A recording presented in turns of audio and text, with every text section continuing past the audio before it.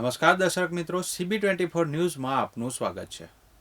નવસારીના શાંતાદેવી વિસ્તારમાં રહેતા અને 3 બાળકોની માતા અને વિધવા મહિલા મીનાબેન જોશીને બેલારુસમાં ફ્રૂટ પેકિંગની નોકરી અપાવવાની લાલચ આપી એજન્ટોએ લાખો રૂપિયા ખંખેરી લીધા બાદ તેમને ત્યાં નિસહાય હાલતમાં છોડી દીધા છે। 5000 કિલોમીટર દૂર ફસાયેલી મહિલાએ આરોપ લગાવ્યો છે કે તેને જે પગાર અને નોકરીની વાત કરી હતી તેમાંનું કશું પણ બેલારુસમાં નથી મળ્યું। બીજી તરફ તેના એજન્ટે મહિલા પર કામમાં બેદરકારી દાખવવાનો આરોપ લગાવ્યો છે। રડતા રડતા મીનાબેનની દીકરી સિયાએ જણાવ્યું કે મને મારી મમ્મીની ખૂબ યાદ આવે છે। ગઈકાલે રાત્રે માસી સાથે મમ્મીની વાત થઈ હતી। મારા પપ્પા ગુજરી ગયા બાદ મારી મમ્મી ડાયમંડ ઉદ્યોગમાં કામ કરતી હતી, પરંતુ તેમાં મંદી આવતા તેને કંપનીમાંથી છૂટી કરવામાં આવી હતી। અમારી શાળાની ફી અને ખર્ચો કાઢવા માટે મારી મમ્મી ખૂબ મજબૂર થઈ ગઈ હતી। મારી મમ્મીના તમામ ઘરેણાં તેઓએ ગીરવે મૂકી વિદેશ જવા માટે પૈસા ભેગા કર્યા હતા। મમ્મી સાથે વાત થઈ ત્યારે તેમણે કહ્યું કે બેટા ચિંતા ન કર, નવસારી આવી જઈશ। મીના જોશીના માતા રમીલાબેને રડતી આંખે જણાવ્યું કે મારી દીકરી વિદેશમાં ફસાઈ છે, એ ત્યાં ગંભીર પરિસ્થિતિમાં છે। અમે માતાજીને પ્રાર્થના કરી છે કે તે જલ્દીથી ઘરે આવી જાય। મમ્મી જોડે મમ્મી અહીંયા નવેમ્બરની 6 તારીખે ગયા હતા અને મારા મામા છે જે બુવાડીમાં રહે છે, એમના ફોઈના છોકરા, તેમણે કીધું હતું કે મારે પાસ અત્યારે કોઈ બહાર જવું હોય તો કહેજે। એટલે મારી મમ્મીએ કીધું કે તમે કહેતા હોય તો હું પણ કરાવું પાસપોર્ટ।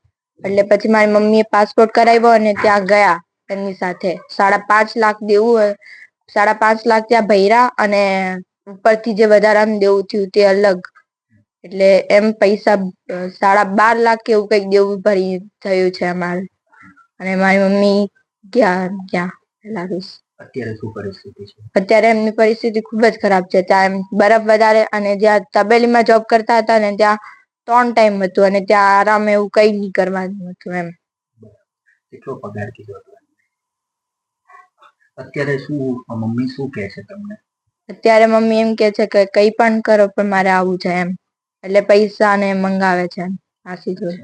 મમ્મીની શું પરિસ્થિતિ છે ત્યાં?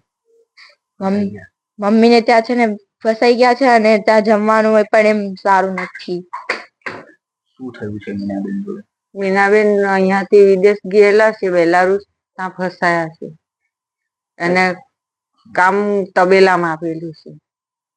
અહીંયાથી સ્ટ્રોબેરી ને પેકિંગ નું કીધેલું, એ કામ મળ્યું નથી। તબેલા અત્યારે શું પરિસ્થિતિ છે? અત્યારે ઘરે જ છે, રૂમ પર, ને બીમાર છે। કેટલો ખર્ચ કરીને ગયા હતા? 5.5 લાખ। કઈ રીતે ગયા હતા? વ્યાજે લઈને। કોના થ્રુ ગયા હતા? વિપુલભાઈ, હા વિપુલભાઈ એ જે એજન્ટ આપ્યા ને એ એજન્ટ વિપુલભાઈ ને ખબર છે, અમને નથી ખબર। મીનાબેન શું કહે છે હવે, શું કહેવા માંગે છે? એને તો તકલીફ બહુ છે એટલે એ ગામ આવવાનું। તો શું પ્રયત્ન? એને આ એનું દેવું કેવી રીતે અમે કાઢી શકીએ એ અમને કઈ ખબર નથી પડતી, પણ એને ગામ લાવી આપવાનું। જ્યારે દીકરી વિદેશ ગઈ ત્યારે એજન્ટ લોકો સાથે થયેલી વાત મુજબ દીકરીને ટેન્શન ન લેવા જણાવ્યું હતું અને સારામાં સારી નોકરીએ લગાવવાનું વચન આપ્યું હતું, પરંતુ એવું કંઈ થયું નહીં। અત્યારે છોકરાને 7 વાગ્યાની સ્કૂલ હોય છે, તેમને અમે સમજાવીને માંડ સ્કૂલે મોકલીએ છીએ। અમે સરકાર પાસે આશા રાખી રહ્યા છીએ કે મારી દીકરીને પાછી લાવવામાં મદદ।